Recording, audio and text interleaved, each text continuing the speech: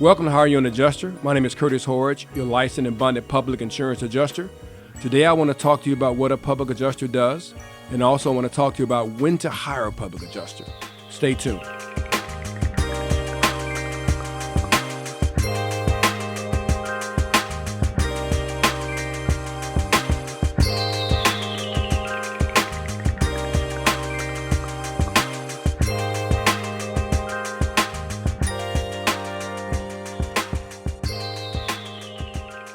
I've been a public adjuster for 24 years in the Dallas-Fort Worth Metroplex. A second-generation public adjuster. My son is under me. He's actually learning the business, so we're going into a third generation. My dad started back in 1969 as a public adjuster and did a lot of claims for a lot of people. I finally picked up the business back in 2005, left my job in 2000, and been doing it ever since.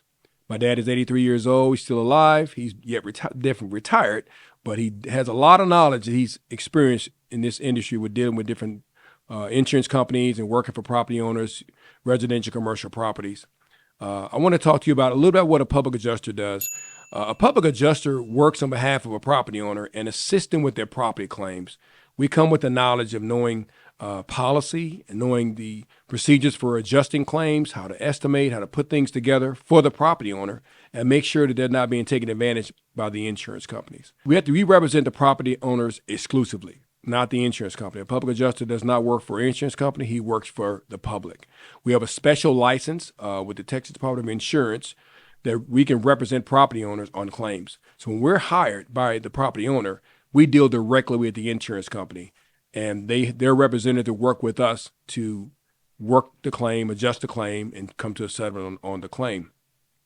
We are licensed, like I said, by the Texas Department of Insurance. They license us, and also we're required to carry a bond in Texas to make sure that if we do something wrong, we have a bond to cover our mistakes.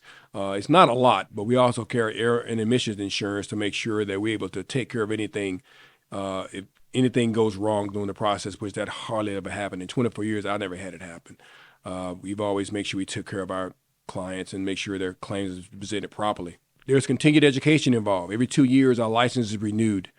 We have to turn in a copy of our contract to TDI to let them see our contract, to review it, to make sure our contract has been required standings of what they require us to have.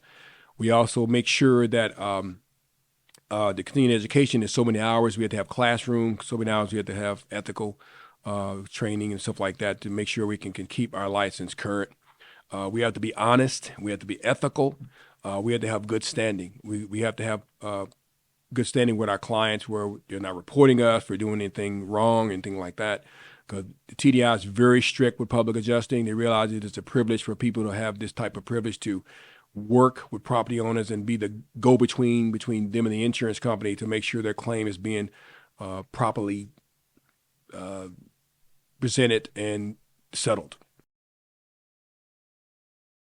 First off, what we do, we investigate the claim. We want to know what happened. What kind of claim is it? Is it a water damage claim? Is it a fire loss? Did a tree fall and hit your house? Whatever happened, a tornado, strong wind came by. What happened on the claim? We have to investigate the claim to get an idea of what happened on your claim. And it kind of helps us be able to determine whether your policy covers these type of perils. There's a list of perils they cover on policies. And some policies are name policies where they only cover what they name, but most policies cover a general idea of losses, specifically water damage, fire loss, theft loss, vandalism, things of this nature. What we do, we investigate the claim to find out what happened, and so we can have an idea of if it's a covered peril on your policy. I had a guy call me today about doing some mold or something like that, and he was basically telling me he was trying to get me to you do the mold, then you go out to the insurance company. It's not the way it works. You have to work with the insurance company to make sure they're in agreement that this is a covered loss that they owe. There's a contract between you and your insurance company, and we can't go beyond that contract. If they say they'll cover this and you have a covered loss, then they owe it, and we have to determine how much you are owed from your insurance company. We have to document the loss. We come out, we take plenty of photos, and we have measurement cameras that we put all through the house to measure the house and make sure we look at all the damage that was incurred on that loss. And then we have to come in to do a detailed estimate. Our estimates are based on today's cost of construction, not based on discounted rates. It's based on what it costs to put you back to pre-loss condition before the loss. In estimating, we use software systems that are very compatible. Insurance companies use the same systems, but it's really based on how you write the estimates. You have to be a real skillful estimator to know what you need to put inside that estimate that you can prove to the insurance company that they owe more than what they normally would write. If you're working with the insurance company on your own and don't have any type of representation, no public adjuster working for you, or anybody that knows about estimating, then you're probably at a loss of how they write their estimates. Insurance companies are known to be very conservative on their insurance estimates, and they take advantage of what you don't know. They're not there to educate you. They're not there to tell you what you need to know. They're there to do what needs to be done to get your claim into the process and get you paid, and hopefully you're happy. That's the way it works. But I was under the impression that people need a second opinion. You need to have somebody to look at it to see if it was anything overlooked, was anything underpaid, and that's where public adjusters are very strong and very useful in this situation. We had to inspect the property. We meet the adjuster on the property. We meet the adjuster. We walk the property, and we try to come to an agreed scope of damage of what it costs to put you back the way you were it needs to be.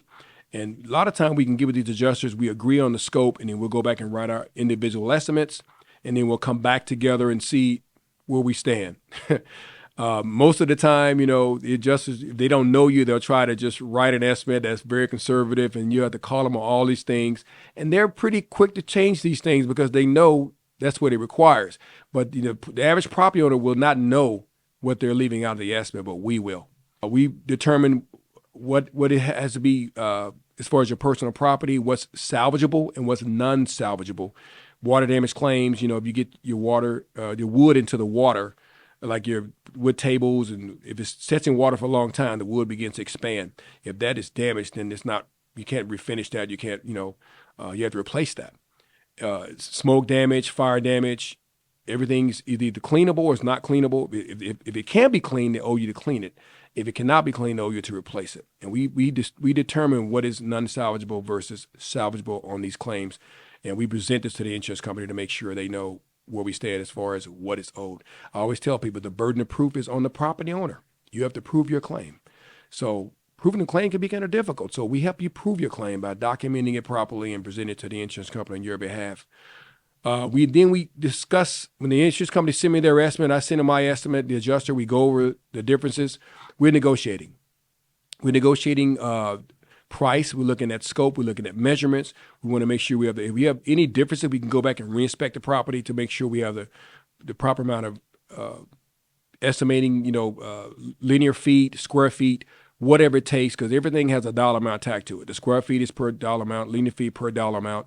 And we come into a room, we go from the floor to the ceiling or the ceiling to the floor, and everything has a dollar amount tagged to it. From the flooring, the baseboards, the paint, the sheetrock, the insulation, the walls, the windows, the doors, anything that's got to be affected or got to be dealt with, we deal with it to make sure the proper amount of pricing is put toward that item. And that's very, very important because these claims can run 20, 30, 40, even 50 pages or more of different items. You're going to do a big property with multiple rooms and everything's affected. 20 or 30 things got to be done in each room. And you got to make sure those things are properly compensated and properly written out on the estimate to make sure that the insurance company is agreeing to that and then they're paying what they owe. And we are not attorneys. I tell you that public adjuster is not an attorney.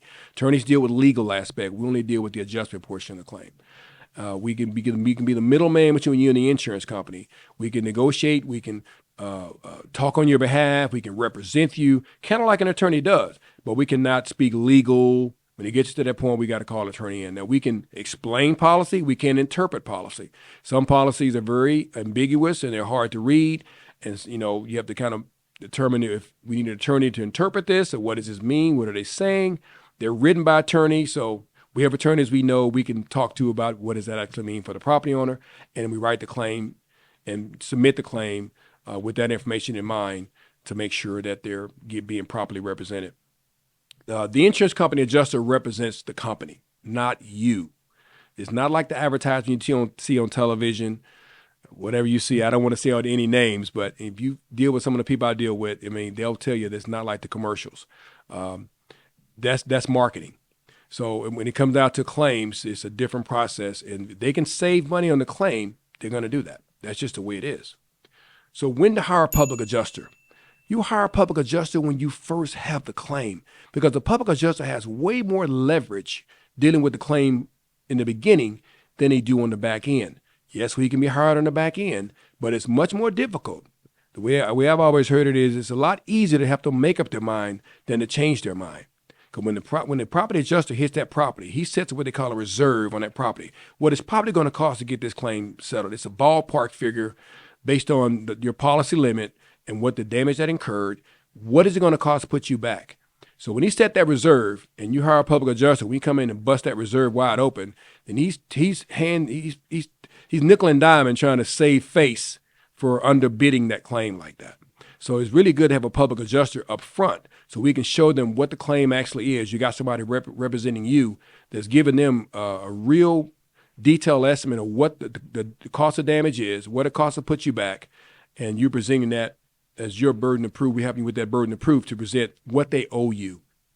And then we can negotiate and work out all the details.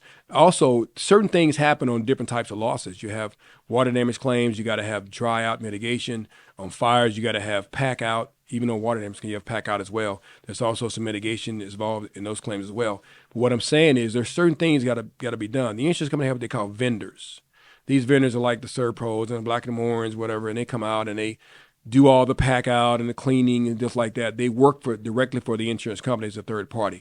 But you don't have to use these companies. You can use any company you want. You have a right to choose whatever contract you want to use, whatever restoration company you want to use. That is your choice. So like they have people that work with them.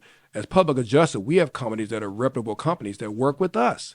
And it's much better for you to have someone that have all the pieces in place that best represent your interests rather than their interests. So I'm sure they can save money by using some of their vendors to come out and do the job. And so that's not giving you fair market value for what that actually costs to get that work done. And you're entitled to fair market value. We want to make sure you get that.